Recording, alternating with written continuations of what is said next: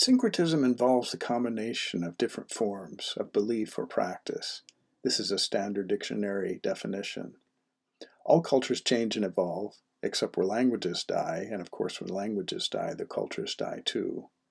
So syncretism is merely a term used to describe this kind of cultural merging, and especially in matters of religion. So we can take a look at some examples. Here's a map of the Roman Empire around 125 of the Common Era. And a few hundred years after this, the western part of the Roman Empire collapsed, and what we now know as the Catholic Church began using Rome as their headquarters. And from those headquarters, some of the earliest Christian missionaries began traveling into parts of Europe in an effort to convert various Germanic and Celtic tribes that lived there. Roman bishops expressly instructed these missionaries to undertake an effort that we would now call syncretism. So, this makes sense. It makes common sense then, and it makes common sense now. Even militarily conquered peoples would resist a wholesale replacement of their traditions, and it would probably be impossible anyway. So instead we see syncretism. The early Christian missionaries stressed the similarities, even inventing similarities to some extent. They did not destroy pagan temples. They converted those temples into churches. So there would be a gradual change, sometimes over generations. And instead of destroying pagan idols, they merged them into Christian idols. So here we can see some examples. Irish syncretism. So here we see the traditional pagan Celtic designs mixed with Christian imagery.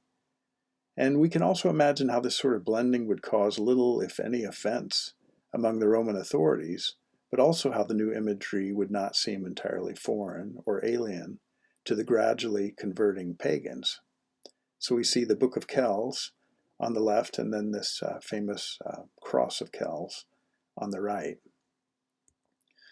We see another example in the Nordic world, a part of Europe that was among the last to convert to Christianity.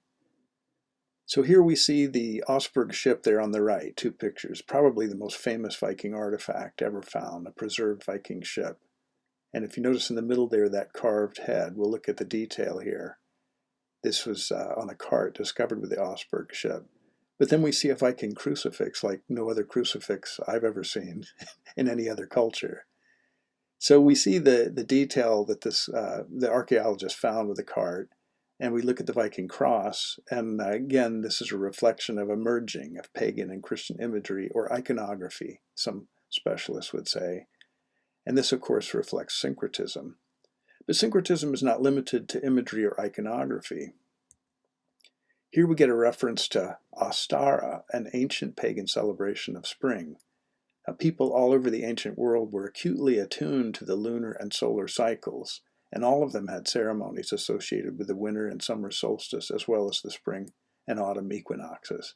I mean, that makes sense. In the pre-modern world, people would be very, very attuned to nature. So here we see the rabbit. That's an association with Northern Europe, not the Middle East. And this is similar to the syncretism we see with the Christmas tree. Many parts of Northern Europe featured and still feature lush forests, whereas the Middle East was and is a land of desert. Another ceremony. We have Ostara, the spring equinox ceremony, and here we have the blessing of the fields. Now, all ancient agricultural peoples had deep religious associations with the planting, growing, and harvesting of crops.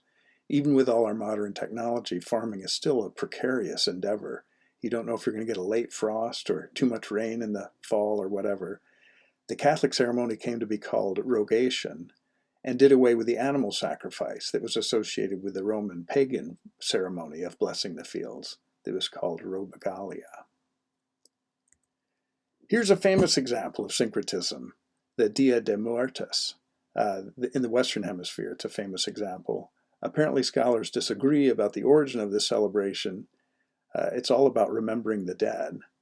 But some see it as a mixture of Spanish Catholicism and indigenous Mexican cultures. Certainly you would not think, if you saw this, you wouldn't think you were seeing Irish Catholicism or French Catholicism.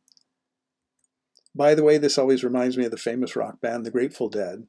There's Jerry Garcia in the front of the picture. He was a product of New Mexican Hispano culture that also celebrated the Day of the Dead, originally from Old Mexico. Supposedly back in the 60s and 70s, certain waspish parents, white Anglo-Saxon Protestant parents, they were already upset with the hippies and the counterculture, and they claimed and feared that the Grateful Dead and its imagery was designed to encourage death or even suicide, when of course it was nothing of the sort. Here's a final example of syncretism. Buddhism originated in India, and soon there were a great many schools of Buddhism throughout the South and East Asia. We'll just look at one example. So here we see the ideograph that is pronounced Chan in Chinese, San in Korean, and Zen in Japanese. And Zen, of course, is by far the best known word for this school of Buddhism. But Zen reflected at least three elements contributing to its syncretist result. The Chinese Chan school of Buddhism was heavily intermixed with Taoism, a Chinese philosophy. It does not appear in India. And then we get an amalgamation of the Chan school with Japanese culture, especially the native religion of Shintoism, and that produces Zen Buddhism. Here's a sculpture of a Zen master in the Zen garden that's recreated in France, of all places. Now, Japan at the time featured much emphasis on learning. They had the highest pre-industrial and then the highest post-industrial literacy rate in the world. Is practically 100% literacy in Japan.